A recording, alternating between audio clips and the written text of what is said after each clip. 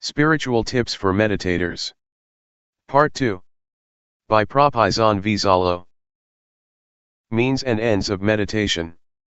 Since I would like you to take this opportunity to listen and learn from Luangpor Teean, I will not take much time. I will just speak a little bit to comply with his request. Later, you can request him to share more or answer your questions. I think what Luangpor Teean said is fundamental to the Buddhist teachings. He stresses mindfulness.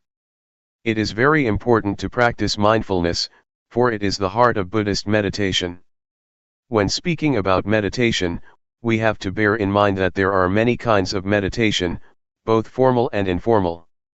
In fact, meditation is not an exotic method that has to be imported from the East.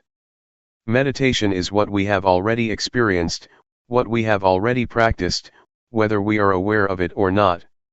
When you see nature, when you look quietly into yourself, when you reflect on your life, that is meditation. When you try to follow your breath with an expectation of calmness, that is meditation. Meditation can be practiced through drawing, painting, or music. So meditation is what we have already experienced to a certain extent. But, to make our meditation beneficial, fruitful, and worthy of our attempts and the time we spend, the shortest way, according to Buddhism, is to cultivate mindfulness. That is, meditation with awareness. Awareness is the means and end of meditation, and nothing else. For some people, meditation is the way to calmness, but for the Buddha, calmness should only be the byproduct of meditation. It is the reward that we gain from our practice. Yet, we also want to have total self-awareness. Self-awareness, or knowing oneself, is very important, as Luangpor mentioned earlier. According to the Buddha, to know oneself is to liberate our minds from suffering. We are overcome by grief or sorrow and suffer because we are not aware of ourselves. If we become aware, we can see clearly that we are carried away by greed, by anger, by anxiety. Once we become aware of ourselves, mindfulness is established. Once mindfulness is established, it is not easy for sorrow, anger, ill will, or greed to sneak into our minds. Guarding our minds with mindfulness is the secret of removing suffering. Normally, we are not aware of this truth, but if you reflect on yourself, you will realize that the best way to clear your mind from suffering is to make your mind neutral, to maintain your mind in the middle. If we let our minds be subject to feelings of being pleased or displeased, like or dislike, rejection or attachment, our minds will never experience calmness or clarity. With mindfulness, calmness and clarity are possible. So with the formal practice of the Buddha, we can learn how to cultivate mindfulness, enabling us to be free from being all sorts of fire. The Buddha speaks about fire. There are three kinds of fire that burn us at every moment, every day, every hour, every minute: the fire of greed, the fire of hatred, and the fire of ignorance. The fire of greed or the fire of desire, be it sensual desire or desire for becoming, always burns our mind, and that make us feel as thought we are lacking. It is quite strange that the sense of lacking is prevalent in Western societies. Despite the material richness, despite the abundance, people are overwhelmed by the sense of lack. They may have a lot of things in their houses, they may have a lot of money in their bank accounts, they may have success in their careers, but people still feel that they lack something. That is why they try to gain more and more, consciously or unconsciously. Mindfulness is very effective at stimulating the knowing element in our minds, the conscious element in our minds. It not only helps us to be awake but also brings calmness, which leads to clarity. And once our minds become clear, insight into the nature of mind is possible. That is why mindfulness is very important. June 8, 1997. The art of meditation. You may have noticed the relationship between body and mind during your practice. They affect each other and we should make the best of them for our practice.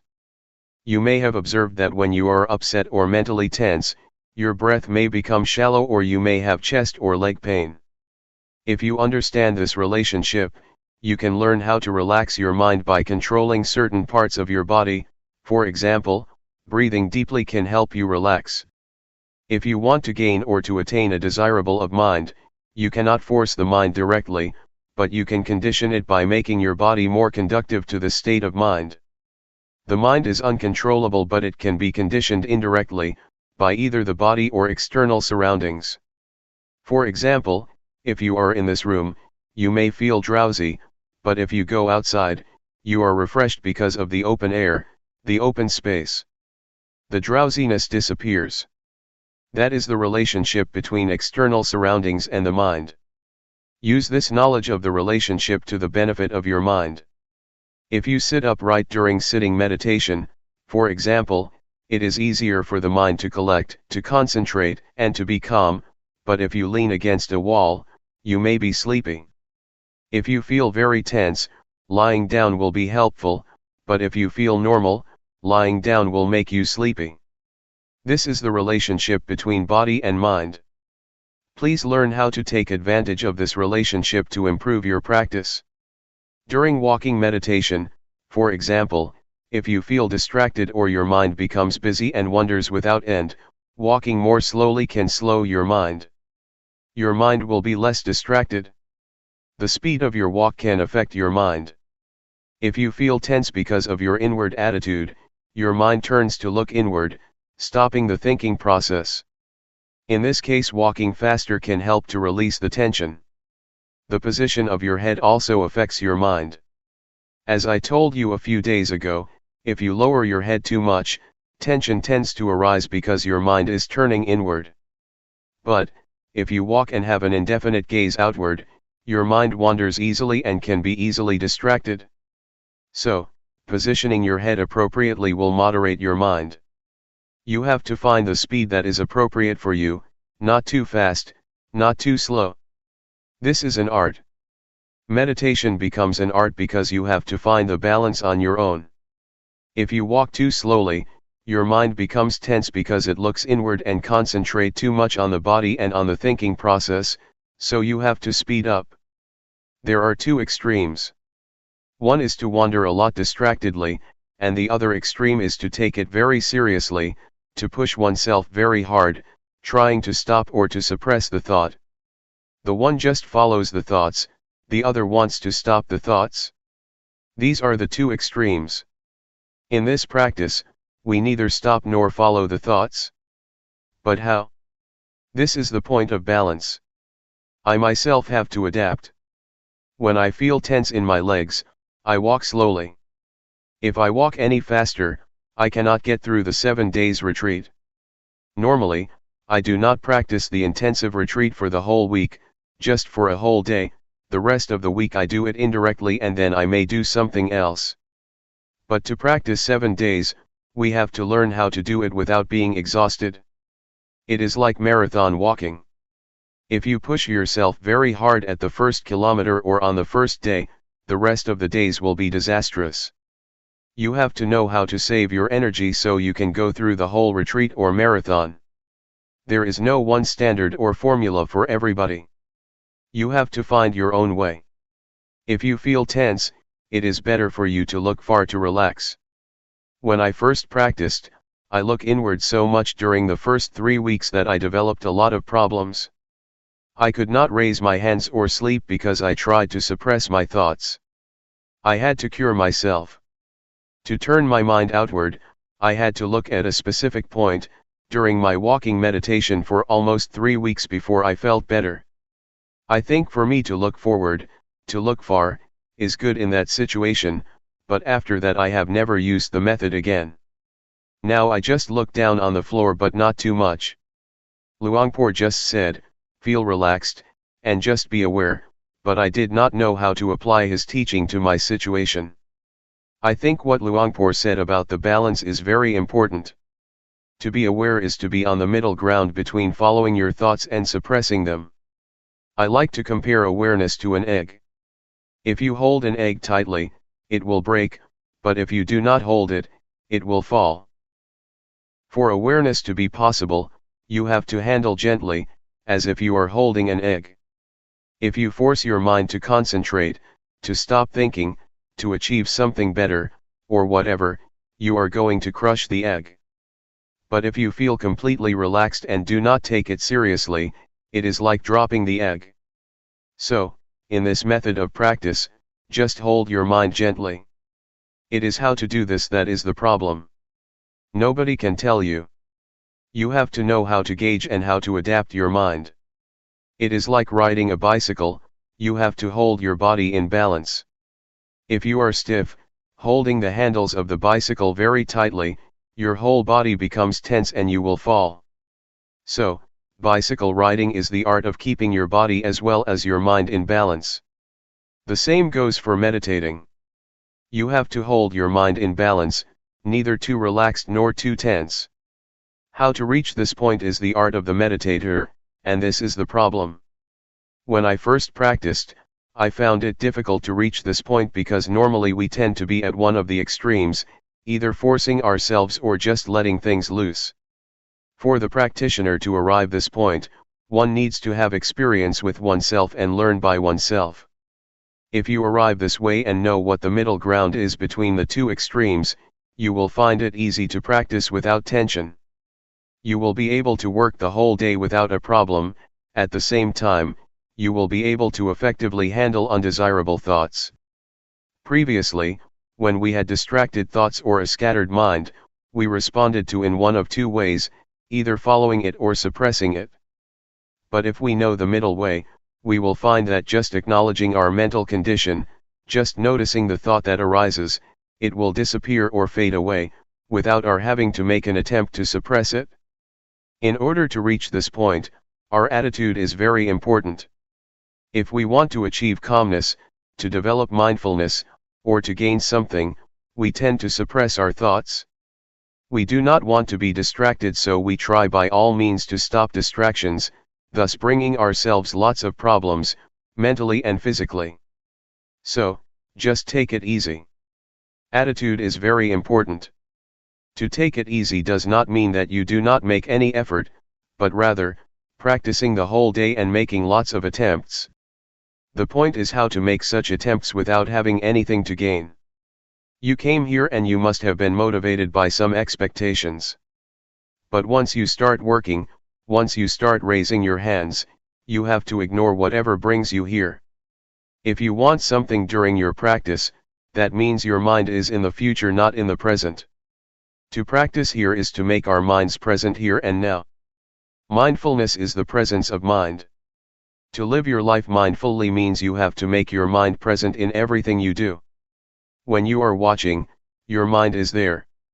When you are walking, your mind is there. When you are taking a bath, your mind is there. That is mindfulness, or the presence of mind. You may wonder how to practice mindfulness while asleep. It depends on how you cultivate mindfulness when you are awake. If you are mindful most of the day, it will take care of itself during your sleep. You will learn that your dreams can be affected by mindfulness. Even consciousness plays a role in your dreams to a certain extent. They are not totally unconscious. They depend on the mindfulness that you have already developed. So, just take care during your waking hours, because it is the period of the day that we can control. It took me about a month to find the middle ground, but I am a bad example. Many people spend about a week to find it. For me, I feel that tension is the indicator of whether I am practicing right or wrong. If I am tense, it means I am practicing the wrong way. After 1 month, I was aware of my thoughts very quickly, which was a surprising experience for me. Sometimes, even now after being a monk for more than 10 years, I practice and I feel tense, which means I am too serious, so I know I have to relax my mind a little bit.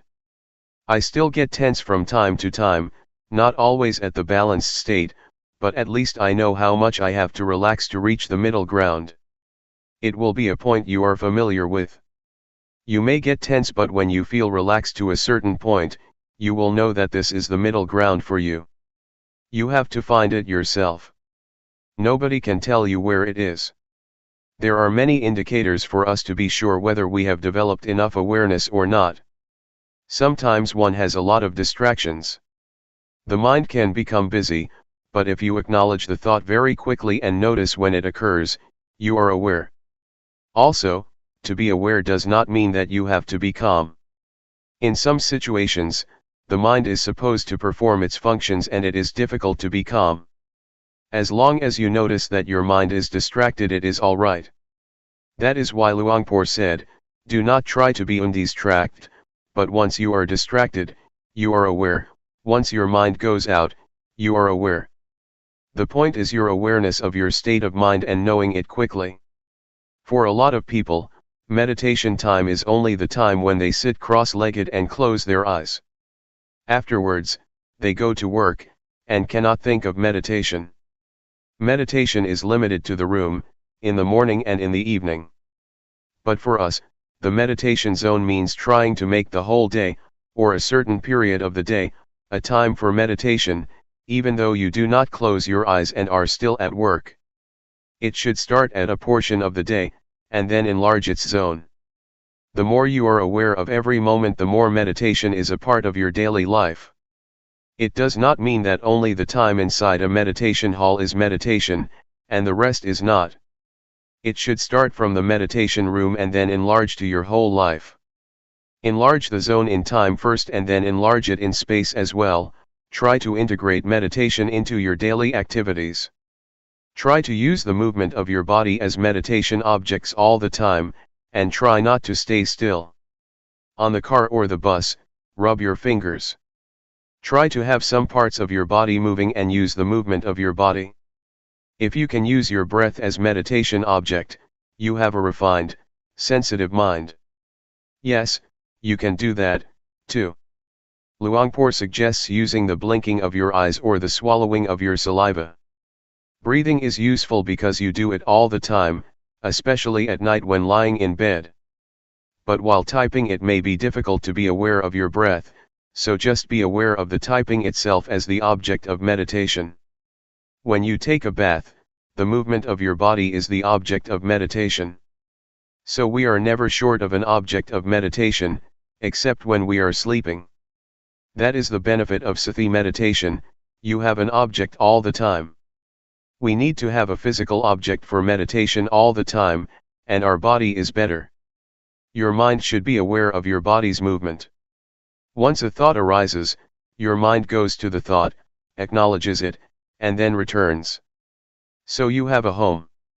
Meditation provides you with a home that is the object of meditation and your mind stays with it. The movement of your body is the present moment. To be mindful is to be present in the present moment, so we try to provide a present moment for the mind, the body's movement. When you become distracted by a thought, that is the present moment too, so the mind should be mindful, but since the thought is undesirable, we just let it go and come back to another present moment, your body's movement. It is okay to shift awareness from one type of your body's movement to another frequently if you are skillful. If you are an adept practitioner, it is not difficult to shift. Try not to practice only two postures, because if you practice only walking and sitting, you may find it difficult when you want to be aware of additional activities. You will not be adept enough to apply mindfulness to that activity, because you have only been using rhythmic meditation and walking meditation all the time. So, you have to be adept, to be skillful, to apply mindfulness to every area of life. For example, in a normal situation, I would use the rubbing of my fingers as an object, but, if I am tired, I can concentrate on my breath because it will turn my attention away from the tiredness of my fingers. It is the same with walking. If I walk or climb up a mountain, at a certain point, I shift my awareness to the breath because my legs feel tired. This is the way to release tension. You can shift from one to another.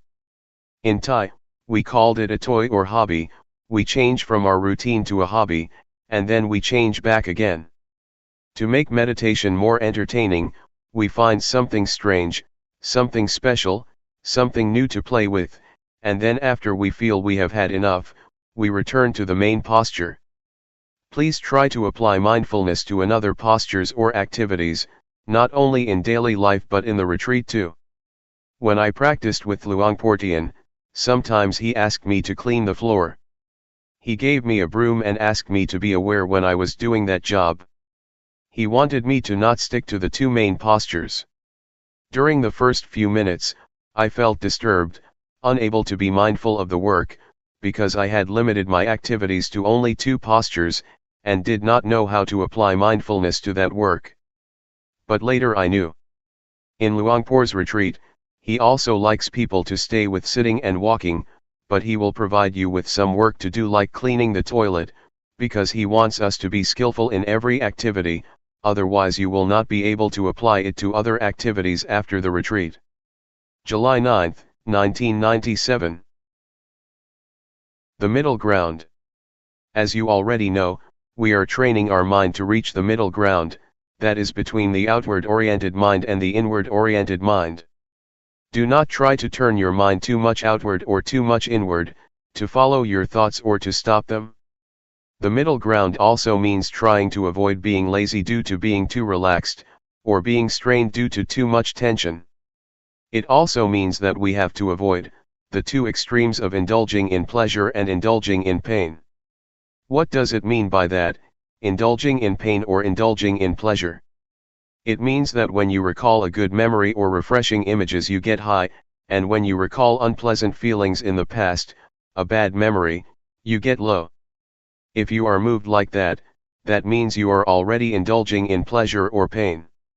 If you are stuck in the pleasant feeling, that means you are indulging in pleasure, which is one extreme. If you get low or become angry, because of your thoughts about somebody that you have bad experiences with, you become dragged down by such thoughts or memories, or if you feel upset because of dissatisfaction with your practice, means that you are indulging in pain. So, to avoid these two extremes means try to keep your mind normal, stable, and unmoved by pleasant or unpleasant feelings, good or bad thoughts, good or bad mental experiences. So, you see that the term middle ground means balanced. It has a broad meaning. It means that you do not follow the thought or suppress the thought, turn your mind too much outward or too much inward, be lazy or push yourself too hard, or indulge in pleasure or in pain. It is the art of meditation to keep our minds in balance, to reach the middle ground. You may feel it is very difficult to attain this state of mind, even though you have come closer to it. Sometimes, you have already attained that balance, but you may be dissatisfied with it. You do not realize that you have already arrived at the middle ground, so you push yourself harder and go beyond that point, moving towards another extreme. Sometimes, your mind is too much inward so you try to relax, but you relax so much that you pass the state of balance, wasting a lot of time. Sometimes, you do not think this is the point that you need to attain. You think, oh, this is not the state of awareness because so many thoughts are still coming up, so I have to push myself harder.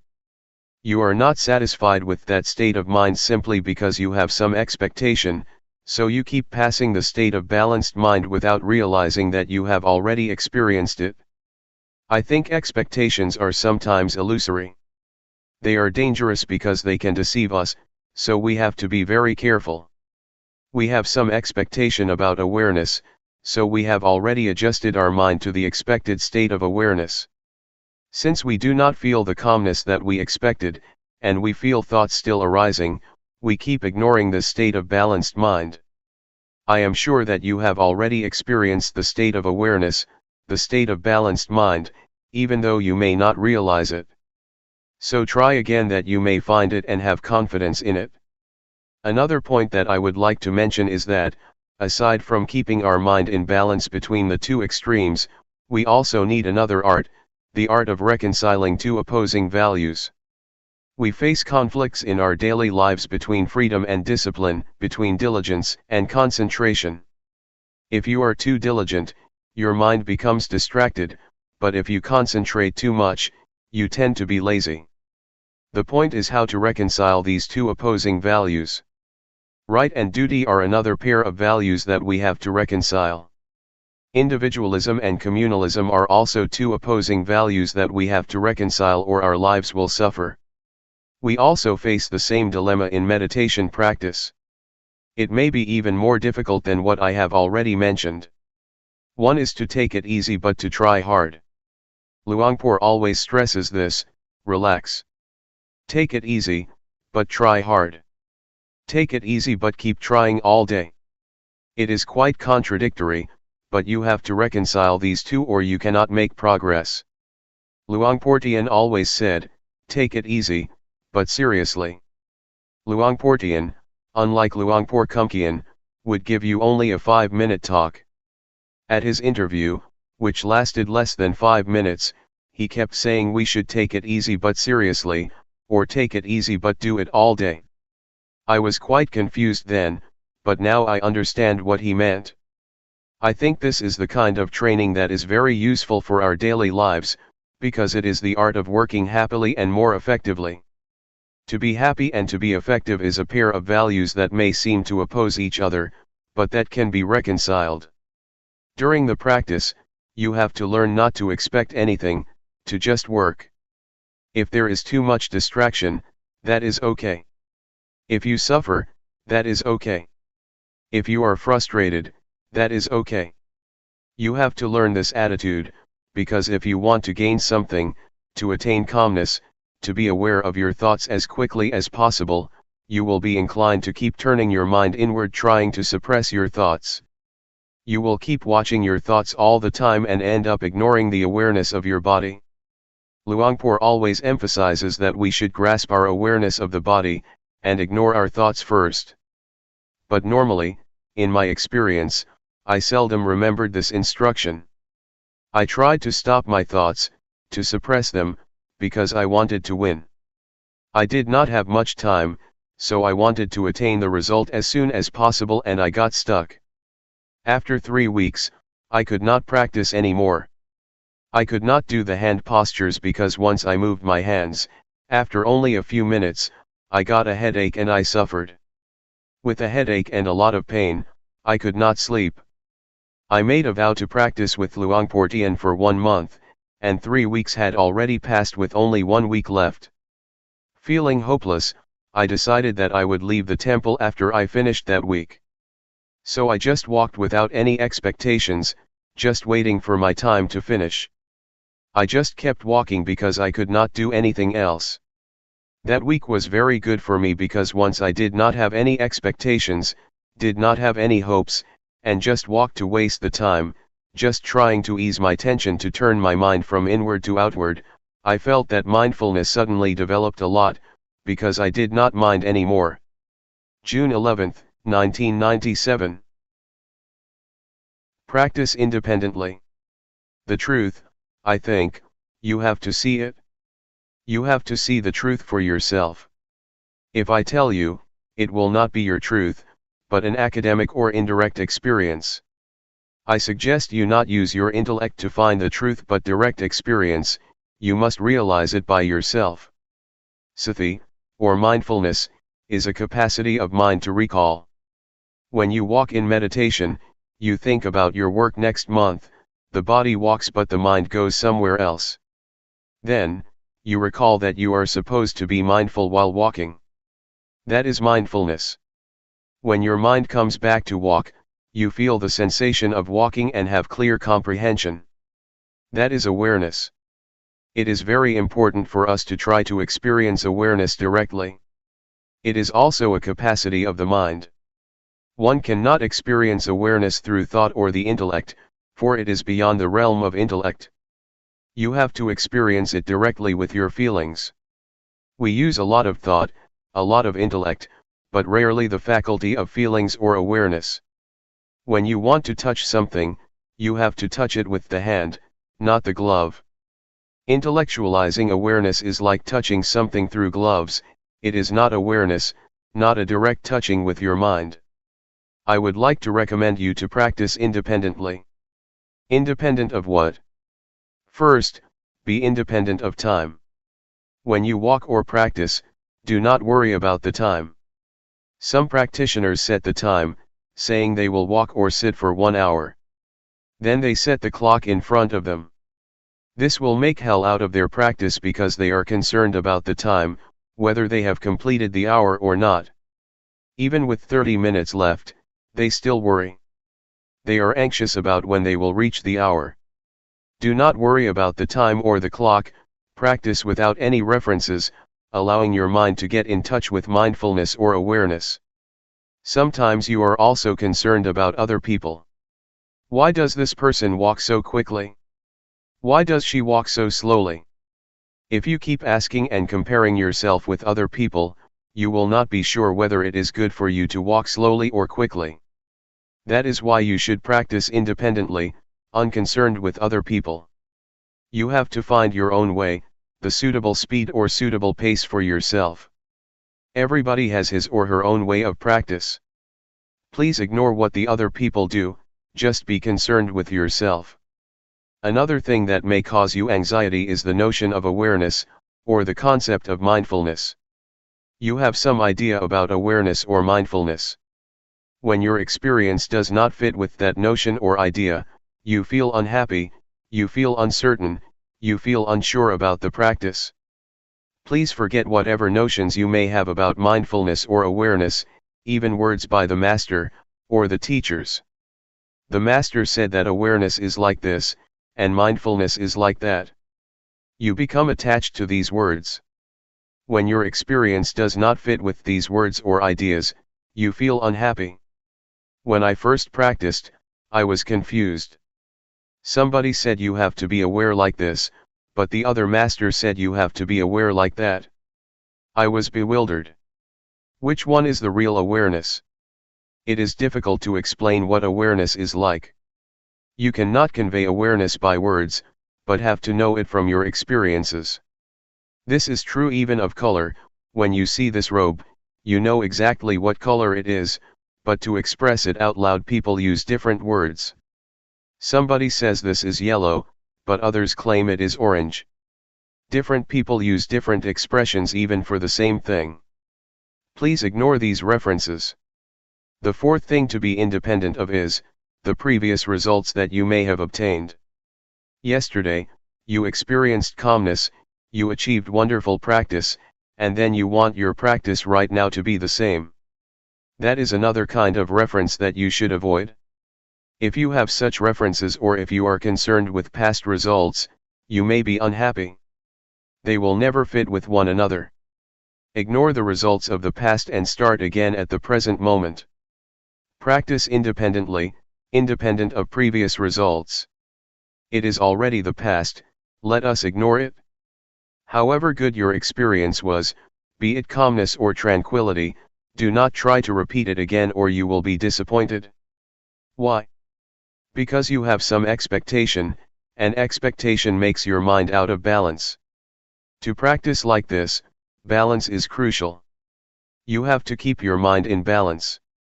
Desire or expectation tends to push your mind out of balance. Therefore, forget whatever happened to you, even your expectations. Be careful with expectation. When you expect something, you have preconceived notions about it. If experience does not conform with that idea, you reject the experience. There is a story that is very instructive. An individual on a sinking boat prayed to God for help. Being very devout and sincere, he sincerely believed that God would help those who have faith in him. During his prayer, a lifeboat came by and asked him to join. He said, "No, I believe God will help me, because he never ignores those who have faith in him." So, the lifeboat left him behind. 1 hour later, the sea level was already at his chest. A fisher's boat came. He said, "No. God will help me." Another hour later, the sea level was already up to his neck. A patrol boat came. He replied again, no. So, he drowned and went to heaven because he was a good person. When he met God, he asked, God, why did you forsake me? I prayed for you even at the time of crisis. God replied, you fool. I sent 3 boats to help you. Why didn't you take the boat? The man expected a miracle. In reality, no miracles happen. God's action is not miracle, he works through ordinary events. So, with expectation, the person tried to reject even the help of God. Do not be too concerned with expectations, or you will reject the experience that you have already achieved.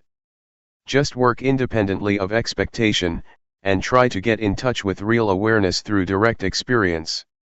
When you get a result, it will be the true outcome of your practice. Do not bother with miracles or preconceived expectations. Question: how can you forget everything and not have any expectations or references? Answer: it can be done through repetition.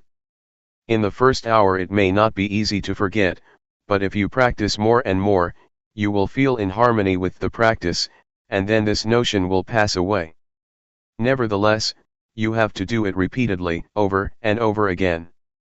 Then, a new kind of habit will develop, the habit of letting go and forgetting expectations. Question: that is very, very hard. Answer: it is possible, if you try to be at the present moment. I found that when I feel in harmony with the practice, I do not care about the rest.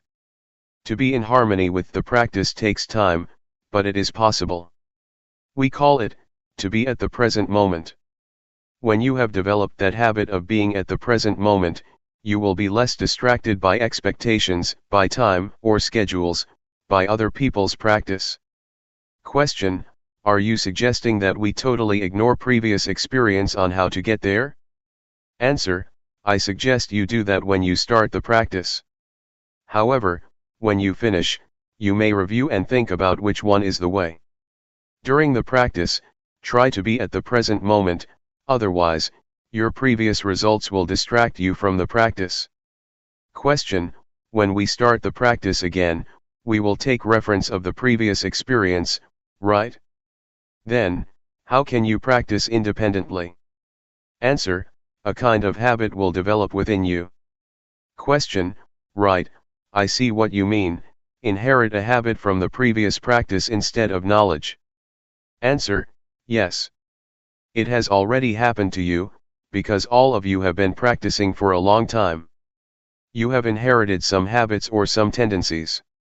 That is the most important, more important than something in your mind.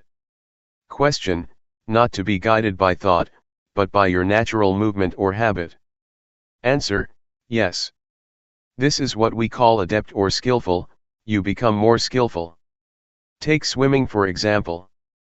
Thinking, or recalling the instructions, does not help you much when you are swimming. You have to be at the very present moment. Whatever you do will become a tendency or habit in you. Once you know how to swim, it becomes your second nature. It becomes a part of you. No matter how much time has passed, maybe 10 years, you still know how to swim because it has become your nature. I think mindfulness or practice is like that. Once you know how to adapt your mind to be aware of the present moment, it becomes your nature. You may give up the practice for a while, then come back. In the beginning it is difficult, but after you practice for a few minutes, it will come back. Which I call habit. I myself, when I practice, never think much of the results. I think only that this will form a new habit. Once the habit has developed, it is easier to practice. This is how you train children to take a bath or to brush their teeth. At first, they refuse, but you just push them to brush their teeth. It becomes their nature and they will go to the bathroom to brush their teeth on their own. Mindfulness is like that. In the beginning, your mind follows the thoughts and never comes back. Then, you call it back. Second time, it goes again, following the thoughts and comes back. The third time, it comes back quickly, faster, but still takes a long time. Then, You call it back all the time, many times, it returns faster and faster. The unintentional thought will become shorter and shorter. In the beginning, it is like a train of thoughts with 12 cars of thoughts. After practicing for a few days, it becomes 10 cars. The train of thoughts becomes shorter, shorter, and shorter. Then, only one car of thoughts, because your mind becomes faster. It is the habit of the mind to come back faster. This is what mindfulness is. You need not to stop the thoughts. Your mind will come back on its own. July 8, 1997. Harmony within. Meditation practice is to train ourselves to be in harmony with ourselves, or to be in harmony with the present moment. To be in harmony with the present moment has a broad meaning. It means that we have to be content with what we have, with what we are doing, and also with what we are at the present moment. To go deeper than that, it means to be content, accepting the thoughts or emotions that we have at the present moment. To accept does not mean that you are lost, or follow the thoughts. That is not acceptance. Accepting means keeping our mind normal, not reaching to the thoughts whatever they may be. This is the only way to free our mind from all kinds of thoughts or emotions. Whether they are positive or negative thoughts, pleasant or unpleasant emotions, agreeable or disagreeable feelings, just observe them and learn to come to terms with them. People, in general, are likely to react to the thoughts or emotions that they have. To be precise, they are not reacting, but attached, or clinging, to the emotions or thoughts that arise, even unpleasant feelings. It may sound strange, but we do cling to unpleasant feelings or emotions. You may have noticed that when we experience anger, we never try to let it go. We keep recalling the incident that causes us anger, and keep reminding ourselves about the behavior of that person that upset us. We cling to that negative emotion or experience and never try to let go of it. We may want to, but we never try. We just cling to it, grasping the anger, the anxiety, or whatever. Thus we cannot sleep at night, because we keep thinking about this and that despite the fact that they are unpleasant feelings, emotions, events, or experiences. That is why I say we cling to it. We do not accept it the way it is, but cling to it. That is what the Buddha called indulging in pain or indulging in suffering. In the first sermon of the Buddha, he mentioned two extremes, indulging in pain and indulging in pleasure. Buddha advised us to avoid these two extremes. To indulge in pain does not mean that we torture ourselves as the Buddha did, when he tried to attain enlightenment through ascetic behavior. He refused food and slept on nails. That is indulging in pain, but all of us never do that. Still, we indulge in another kind of pain, mental pain. When anger arises, we are lost in anger. When anxiety arises, we are caught up in anxiety. We grasp it, grasping anger, clinging to anxiety. This is indulging in pain. We have already fallen into the extremes that the Buddha suggests we avoid. The same applies to indulging in pleasure. Normally, people think that to indulge in pleasure means indulging in sensual pleasure, like a playboy, to have new spouses, to enjoy themselves in the casinos, theaters, nightclubs, etc. Yet, you have already experienced indulging in pleasure mentally. When pleasant feelings arise in your mind, you cling to them and enjoy them, do you not? We are always caught up in the agreeable emotions and feel content with them. This is indulging in pleasure, another extreme that the Buddha instructed us to avoid. You may have realized that you have already indulged in those extremes during your practice. That is not the middle way that the Buddha suggests we traverse. The middle way, in this sense, means not losing yourself in either painful or pleasant experience, be it calmness, happiness, suffering, anger, or anxiety. Do not become lost in those feelings or emotions. Just accept them as they are. When pleasant feelings or good thoughts arise in your mind, you tend to follow it, do you not? When you encounter unpleasant feelings, you want to suppress them, do you not? But that is not an act of acceptance. To accept means to observe, to see, to recognize, and to let go of it. This is the only way to be free from all kinds of feelings or thoughts. I would like to urge you to learn how to come to terms with all kinds of thoughts and emotions that arise. You will find that once you accept them, once you observe them, they will gradually pass away. This is the best way to let go of them, the best way to liberate ourselves from them, the best way to get rid of them. Not to stop them, but to observe them, and they will gradually be dissolved. This is the middle way that the Buddha suggests, to indulge neither in pain nor in pleasure. Not only in the physical or sensual aspects, but also in the more delicate mental aspect. This is the aspect or level that people always fall into, without realizing that it is not the middle way the Buddha suggests. Is it clear to you? Just to elaborate what Luangpor said, to see, but not to identify with it. If you identify with it, you have already indulged in both pleasure and pain. Just see it as it really is, do not be overjoyed or upset by pleasant or unpleasant feelings. This will keep our minds stable. That is what we call accepting the way we are in the present moment, and being in harmony with the present moment. That's all for this morning. Thoughts always trick you or make a fool of you. They need your attention, as a child always asks for his mother's attention.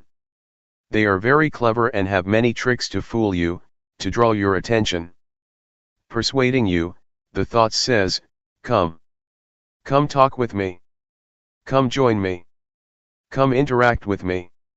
In the beginning, you may think that you know their tricks, but their tricks are endless. When I practice, I say to the thoughts, no, I will not interact with you. Whatever thoughts arise, I will turn my back on you. Yet, they have many new tricks to make a fool of me. Sometimes they ask, hey, why don't we think about the Dhamma? Investigating Dhamma is good, isn't it? So I jump into the thoughts, and later realize, oh, I fell into your trap again. That's all right. You should try to have strong will. Sometimes you have very beautiful and excellent ideas. You may think about the glorious past, a beautiful moment in the past, or somebody whom you would like to talk with. The thoughts will try to persuade you to interact with them, but you should have strong determination to resist their temptation. In the beginning, it may be difficult. With the support from mindfulness, with the strength of mindfulness, you will feel it increasingly easier to ignore the call or temptation of the thoughts. Later, you will find that it becomes your natural response because, after a period of practice, the temptations of the thoughts become less enticing and less powerful. Why do they become less powerful? Because the thoughts become shorter and shorter. In the beginning the thoughts are long, like a train of thoughts. Gradually, the thoughts become shorter, shorter and shorter. The shorter a thought is, the less powerful it is. That is why you will find it increasingly easier to turn your back on them, and accept them the way they are. Once a thought arises, do not bother with it. Just see it and say to yourself, that's the way it is. Whatever the thoughts or feelings arise, be they good or bad, wholesome or unwholesome, just see them without being disturbed or annoyed by them. Yet, in the beginning, you may feel upset with yourself, because you never realized that bad thoughts or evil ideas could arise in you. Some desire will come up, and you will have never realized that you could have such bad ideas, such evil thoughts. But, it will arise. If you are mindful enough, you will accept it. That's the way it is. Gradually the equanimity arises. So I suggest you maintain the attitude of acceptance. Whatever ideas, whatever thoughts, whatever emotions occur in your mind, just try to keep them normal and have no preferences, like or dislike, appreciation or aversion. Try to avoid these two extremes, and just accept them the way they are. This is the second mantra I would like to present to you, that's the way it is. The bad thoughts that arise, the evil ideas that arise, are beyond your control. So, just accept them as natural, as normal. That's the way it is. Thus develop the indiscriminative mind. The ordinary mind tends to be judgmental. It always judges, this is good, that is bad, this idea is good, that idea is bad, I like this idea, I do not like that idea, I am content with these emotions, I am not content with those emotions. With a discriminating mind you will never experience peacefulness. Your mind will go up and down, because of such preferences or such judgmental mind. The way to attain peace is to develop the indiscriminative mind. Have no preferences or judgment, and see everything as it really is. Accept it as the natural process that occurs to your mind. They are just visitors, coming and going. No matter how good or bad the idea is, any kind of idea, just let it come and go, appear and disappear. Do not be bothered with it. Just see it, take note of it, and then come back, returning your attention to the body's movement. In brief, try to resist the temptations of the thoughts. They need your attention because that's the only way they can sustain themselves. Unless you give them your attention, they cannot survive. They can exist only with your support. If you do not pay attention to them, they will just pass away. This is the best way to handle the emotions. Do not suppress them, stop thinking, nor force your mind to drop these thoughts. Just say to yourself, when the thoughts arise, that's the way it is. July 9, 1997. Calmness and insight. There are two words that Luangpor always mentions, mindfulness and awareness. Both are like twins. They are interchangeable, help each other, and always come together. Mindfulness is that which recalls. For example, you are moving your hands, but you forget that you are doing it because your mind is distracted. Then, you remember that you should be attentive to your hand movement. That capacity to recall is mindfulness. Mindfulness recalls and brings your mind back to the action of your hands. When your mind is attentive to your hands, or to any activity, you become aware of your body, aware of yourself. This is awareness. Once you are aware of any activity, you know what should be done as far as that activity is concerned. This is clear comprehension, another function of awareness. When you are aware of an object and attentive to it, your mind becomes increasingly collected and composed, thus enhancing concentration. Awareness also gives rise to and strengthens mindfulness. Sometimes, while you are supposed to be aware of your body's movement, your mind becomes distracted. Awareness of your body's movement sometimes helps your mind to recall that you must be mindful of your body, and that's why it can help to bring your mind back. It awakens mindfulness, bringing back the mind. For example, when you are listening to someone's speech, you rub your fingers. You may be distracted by the environment, by your worries or your concerns about something else. Suddenly, you feel the sensation of your fingers, and the sensation helps you to remember that you should be listening to the talk. So, mindfulness becomes function and brings your mind back to the talk, to be attentive to it. This is how awareness helps mindfulness to function, or take place. Mindfulness, awareness, and concentration are closely related. Mindfulness gives rise to awareness, awareness gives rise to concentration, and vice versa. They help each other, enhancing each other. Don't be confused when Luangpor sometimes mentions mindfulness, and a few moments later he mentions awareness or mindfulness and awareness. They are the same. Technically they are not the same, but in practice they work very closely together. Briefly speaking, mindfulness brings the mind back to the activity or meditation object. Once your mind is with the object, you have awareness, you know and you see clearly. With the functions of mindfulness and awareness as I mentioned, two things will occur. The first is calmness. It arises because you are not distracted by thoughts or by external stimulation. Your mind does not wander around because your mind is attentive to, or tied to, the meditation object. Thoughts may arise in your mind, but they are short and do not disturb you much. You may feel hot, you may feel cold, but it does not give rise to anger or upset you, because mindfulness brings you out of the anger or negative qualities, and back to the object of meditation. But, if you do not have an object of meditation, your mind can easily be caught in the anger, that is the result of unpleasant feelings. So, mindfulness and awareness help you to let go or be free from the discontentment. That is why calmness and relaxation are possible for the one who has mindfulness. The second thing that happens when you have mindfulness is wisdom, or clarity of mind. It happens because mindfulness and awareness keep your mind from liking or disliking, from being up or down, from being content or discontent. They keep your mind stable and without bias. If you have preferences, if you are discriminative and like or dislike, you have bias and you cannot see things clearly as they really are. This will not be the case if you have mindfulness. For example, when anger arises, you will not be caught up in it, you will distance yourself from it and see the anger. You do not reject anger, but just see it. You can see how it exists and how it passes away. But, if you get into the anger, you cannot see, and you cannot know the anger. Just as when you are in this hall, you cannot see what this hall looks like, unless you go outside, only then can you see what the Kuan Yin Hall looks like. You have to be outside so that you can see clearly what or where it is. How can you be outside the anger if you do not have mindfulness?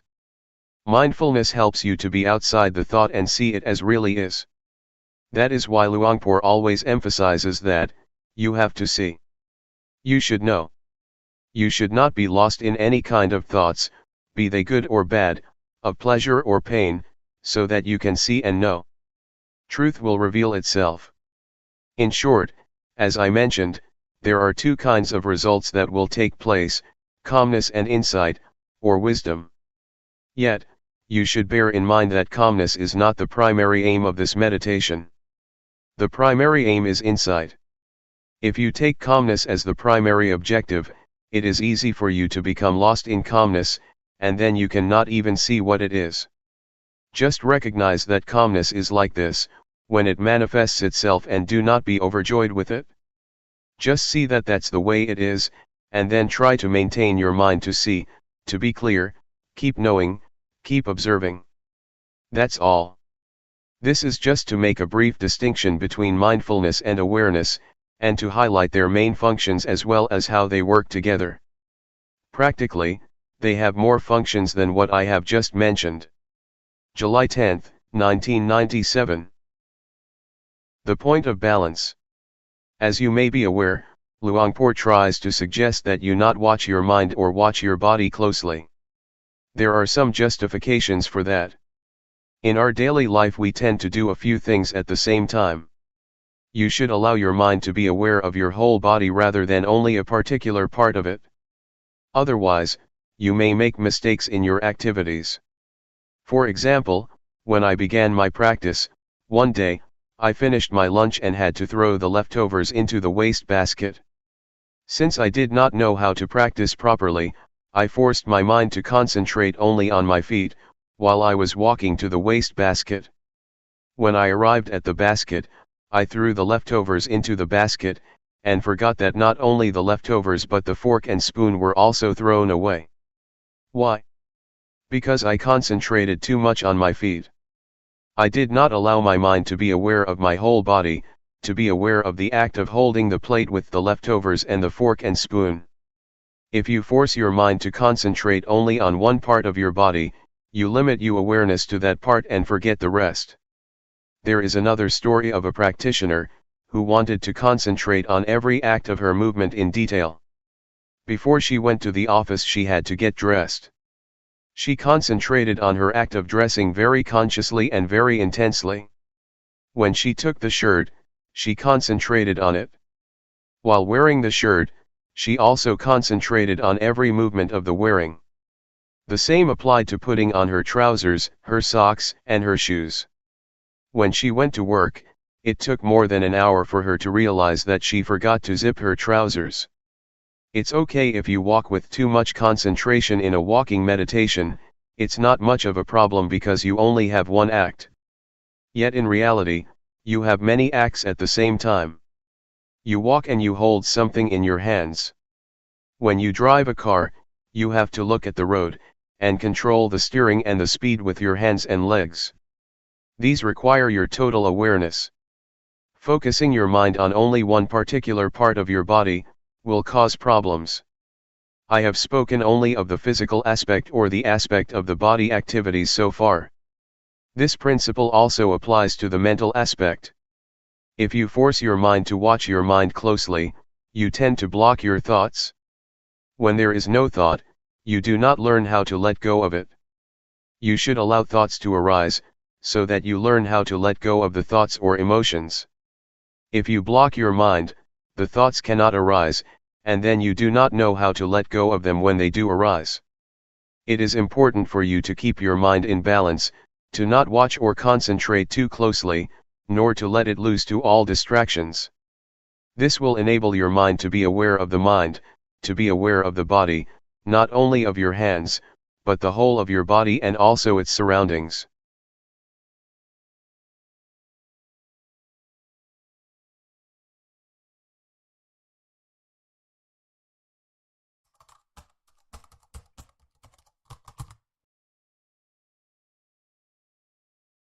May all beings be at ease. Whatever living beings there may be, whether they are weak or strong, omitting none, the great or the mighty, medium, short or small, the seen and the unseen, those living near and far away, those born and to be born. May all beings be at ease.